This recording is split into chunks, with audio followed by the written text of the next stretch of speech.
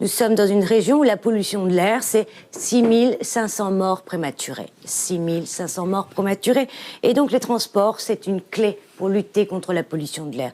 Moi, je le dis, je suis contre l'ouverture à la concurrence. Je me suis battue au niveau européen, je le ferai au niveau de la région et je ferai comme l'Occitanie ou la Bretagne. Oui, l'ouverture à la concurrence, c'est pas dans la précipitation pour faire n'importe quoi. On peut le faire à partir de 2028 et instaurer un véritable service public du train.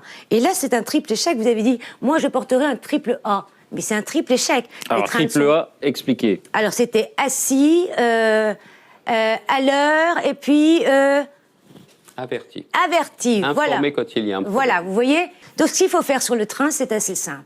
C'est un investissement concret. Tout de suite, il faut rénover. C'est bon pour l'emploi, c'est bon pour le climat. On a parlé de la gratuité. S'il y a tout de suite, ce qu'il faut faire, c'est le train pour tous les jeunes de moins de 26 ans, pour aller voir sa famille, pour aller à l'école, pour aller à la mer. Oui, tout de suite, il faut les rendre gratuits. Et une dernière chose qui, moi, me paraît très importante, c'est véritablement de faire, oui, du train l'alternative.